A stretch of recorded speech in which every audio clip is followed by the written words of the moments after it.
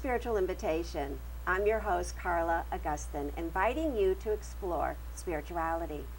Joining me today is Colleen Brunetti, and she's here to talk about defining the new normal, how to thrive with a critical illness. Now, a little bit about Colleen. She is a best-selling author and motivational speaker. Her book is called Defining the New Normal, a guide to becoming more than your diagnosis. Colleen holds a bachelor's degree in special education, a master's in literacy, and is certified as an integrative nutrition health coach through the Institute of Integrative Nutrition. She focuses on empowering people to define a life they love, especially those battling chronic and critical illness. She also specializes working with busy moms and educators. Colleen, hi. Hi. Thank you so much for coming in. I know you're a busy lady and you had a long way to drive, so we appreciate you being here. That's all right. Thank you so much for having me. Of course. Now, before we get into everything, I just want to say I love your message, empowering people to define a life they love, because I take it as really no matter what happens to us in life, no matter what life dishes out, we really do have the right to a life we love, don't we? We really do. Sometimes it takes a little more work than we anticipated, but it's very much within our power to create that, no matter what life throws at you. Oh, wonderful. All right, now first question, share with us how you started on your spiritual path. So I was raised in a sort of traditional conservative Christian home where spirituality and church and all of those things were very central and very important. And as I sort of entered adulthood and found more of my own path, that very traditional definition of religion didn't always work for me the way it had, but a sense of the importance of spirituality and a spiritual walk always remained very central. I like how you say a spiritual walk, a little bit different than a spiritual path or a spiritual journey, you know, a different way of defining it. Right. You know, it is, you are kind of walking through life and figuring out at all of these crossroads which way to go, and your sense of spirituality in that process is really important to the choices you make. So. Now, you were diagnosed with pulmonary hypertension. Correct. Okay, can you tell us what that is? Pulmonary hypertension is chronic high blood pressure only in the pulmonary arteries of the lungs. So if you were to put a typical blood pressure cuff on my arm, I would come out totally healthy and normal looking. But the truth is my lungs are very sick, and they have to, all the pressure has backed up, and it causes the heart to enlarge and often eventually fail. So it becomes a cardiopulmonary situation very quickly. All right, so clearly a very serious condition. Yes. And something you must have to monitor and always be working at all the time. That's right. Yeah, it's very intense. You know, average survival without treatment is about 2.8 years. Oh, so my goodness. it's very serious. And with treatment now, they really try to get patients to a 50-50 survival rate of 7 years or so. But it still continues to be very life-threatening and intensive to handle. It's there's a lot of medication, there's a lot of time with doctors and hospitals, and quite a bit to balance that you don't have any way of anticipating before a diagnosis like this. Right. Now, so you were 28 years old. I was. Can you tell us what this felt to you, what it meant to you? You're 28 years old. Here you were in a wonderful time of your life. You had a 15-month-old baby. Yeah. And you are given this diagnosis, and you had said that you really thought about you could die and what this meant to you. So can you tell us what that was like for you? Sure. So when I was diagnosed, I was really sick, and you know, I wasn't sure that I was going to live to see my son go to kindergarten. That was the hardest part about the diagnosis. And I actually just refused to talk about it with anybody for a really long time. It was too hard to articulate. It was too hard to admit, even say the words out loud. I would just, you know, start to cry, and I couldn't talk about it.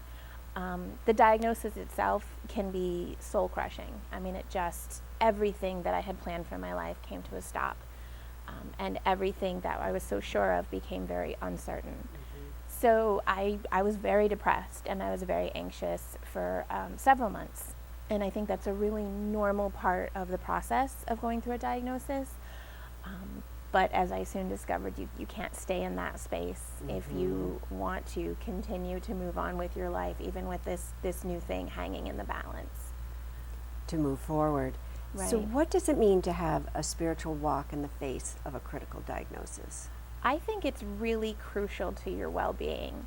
I believe we are mind, body, and soul beings, and medication and doctors, they're really good at taking care of the body, but your mental state and your spiritual state aren't going to be attended to in a clinic, and it's really up to the patient to figure out where they're going to need support and extra work in those areas. So as far as spirituality goes, it might be just tapping into that belief in a higher power. It might be really leaning on a faith that was important to you. It might be reigniting a spiritual walk. It might be finding new ways to find a spiritual peace. The path is different for every patient. Sure. But if you are these three mind, body, and soul things, if all three aren't attended to, you're not going to be able to get as well as you might. Now you talk about body, mind, and soul being in alignment. Right. What do you mean by that? I think it's taking time for each of those three areas and giving them equal importance. Okay. It can be not easy. It's challenging to keep up with a medication schedule sometimes. I take mine 5 times a day, but that is very pressing. That's tangible. If you don't take your medication, you don't feel well.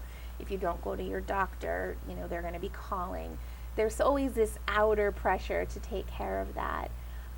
But you need to attend to the other parts as well with equal attention. So. Because we hear a lot of people saying, really, we're whole beings. Right. So we are body, mind, and spirit.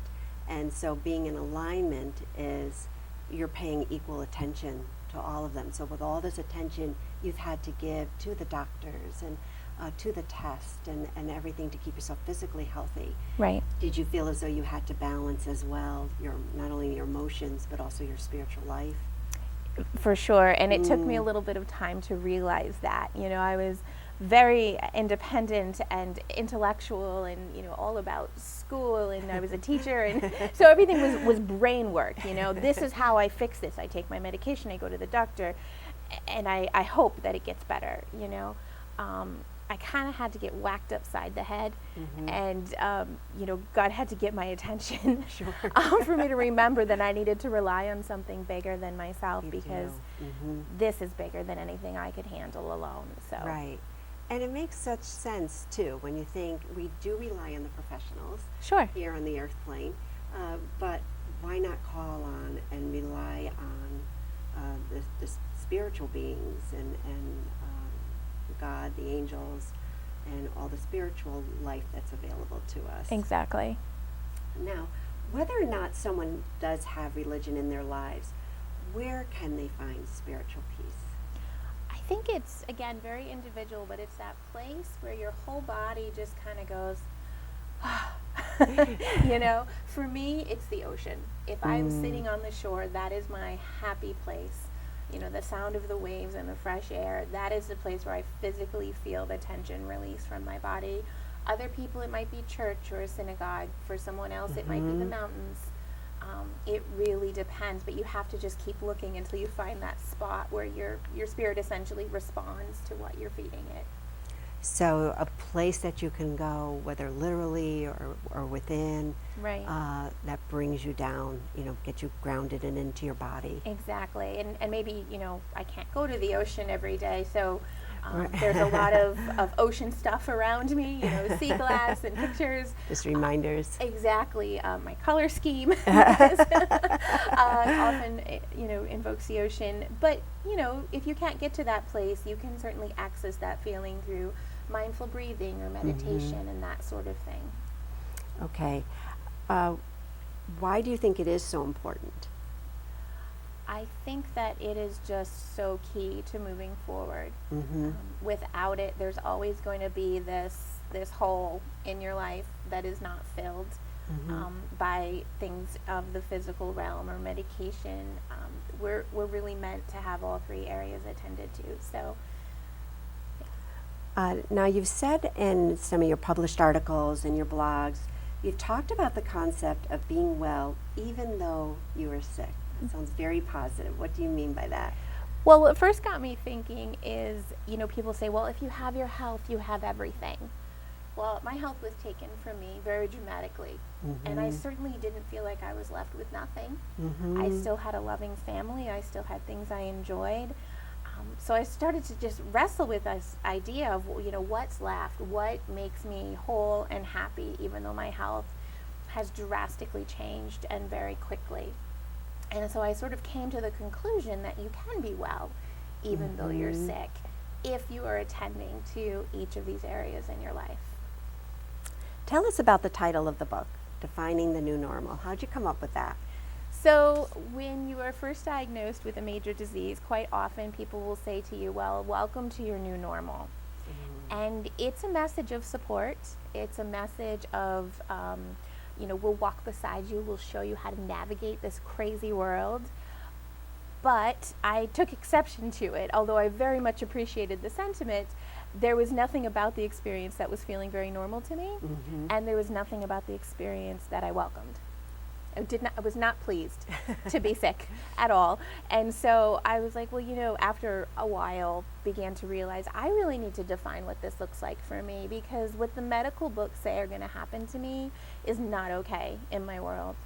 So I'm going to define, as long as I can make these choices, I'm going to define for myself what that new normal looks like. So not letting anybody else tell you. That's right. It's my life. I will define how it looks to me and how it's going to be for me. Exactly. Yes.